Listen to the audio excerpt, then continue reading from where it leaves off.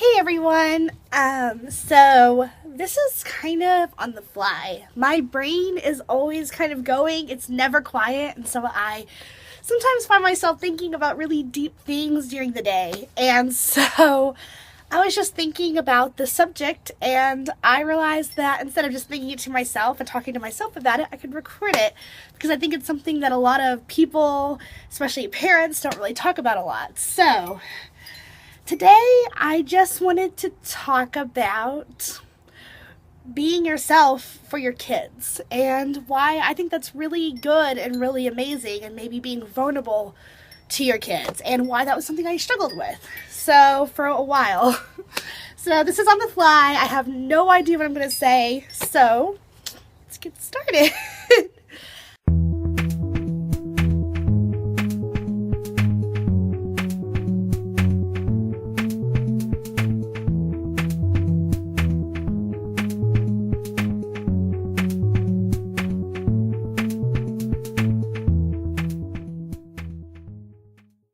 So, I think it's really important that we start off by admitting that when I had Raz, I got postpartum depression. So, there's a possibility that this issue was magnified by that.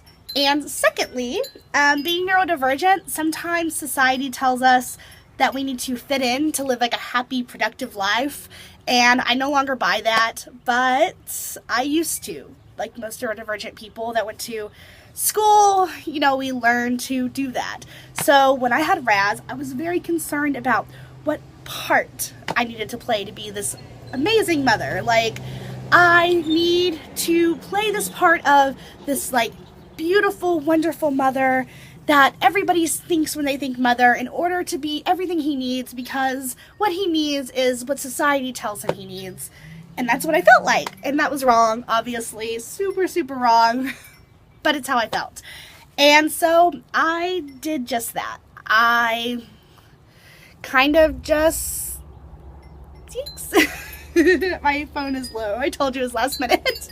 I kind of just did everything possible to become what I thought the perfect mother would be. I took out my piercings. I cut my hair in this haircut I hated.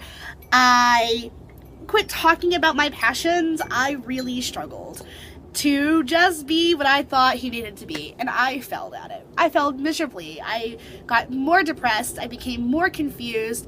I was so burnt out by trying to be something I wasn't, and having this little baby that didn't even have any other needs besides for me to, like, stare at him lovingly and breastfeed him and love him and, sleep next to him and cuddle him and all these, like, little things that I could have just done. And instead I was so focused on being what I thought I needed to be.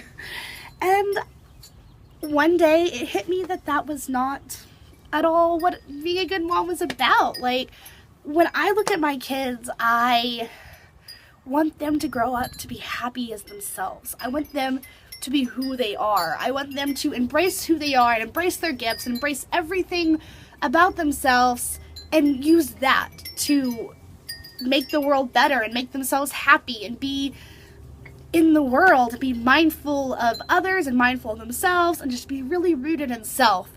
And so how do I teach children to be like that if I myself am not? You gotta lead by example. For me, it was little things at first, like, I am going to put my piercings back in. I know that was important to me. Like, I love mine, and that was, like, the first step. And it was, like, I'm just gonna be more honest with them. Like, when I'm trying to think of a good example.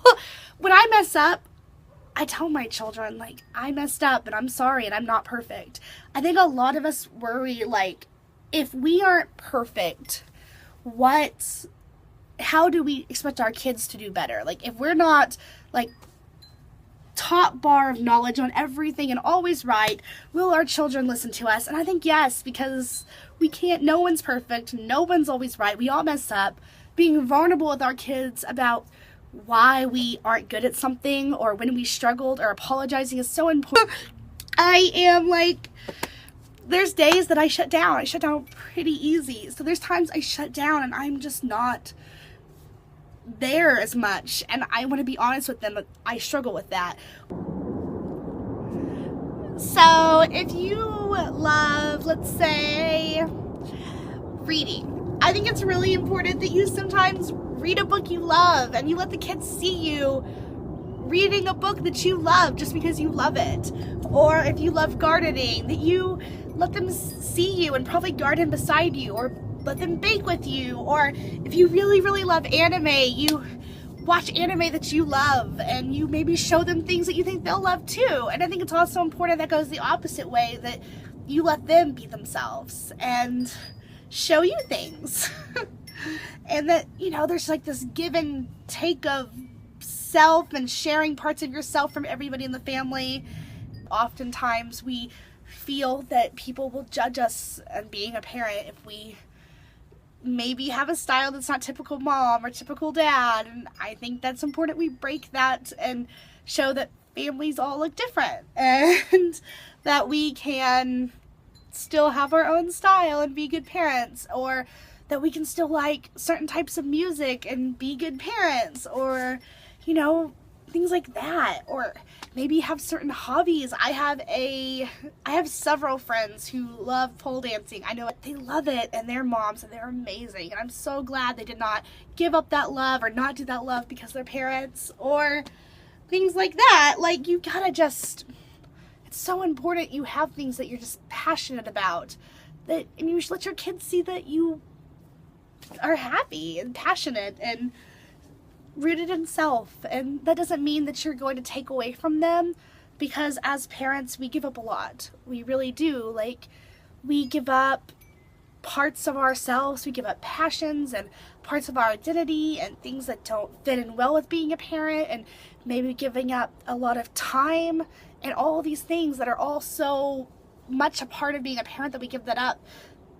And we have to sometimes. Like, there's, you know, like, they're our most important things. Of course our focus will always be them, but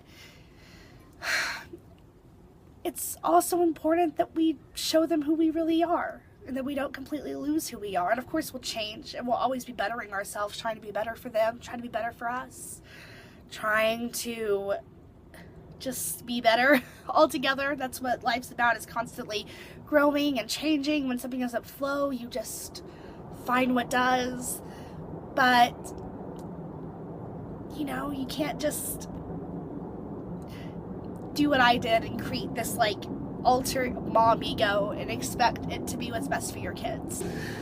So sometimes you just have to show those parts of you, and you have to be willing to not be like that TV mother you always think in your head. You have to be willing to still feel like you can get up and dress how it makes you happy, and go out and do what makes you happy, and share that with them. And tell them when you mess up, because it's okay. We're all gonna mess up. And you don't always have to be TV mom or dad. You know, like, you can just be you, and that's all your kids need, is for you to be you and love them and show them the world, and let them see the world through your eyes, and you see the world through their eyes, and you learn from each other. And that's pretty much all I want to talk about today. Thank you for listening. And as always, you can subscribe to us and listen to my random ramblings. And that's it. Hey, buddy. You want to say hi? Hi. Say bye. Bye. Yeah. She also wanted to say hi. Okay, and just coming back real quick for some, like, house cleaning things, so to speak. As always, you can subscribe down below, and if you want to see more of our videos. And also, I'm really excited because I am exploring with, Toothless is coming to say hi now. Everyone's coming to say hi. I'm exploring with captioning, which I think is really, really exciting and really important. So I wanted to make sure. So I'm going to play around with captioning, and if the captioning on this video isn't really up to par, please let me know. I'm still learning, and I will do my best to fix it. Thank you.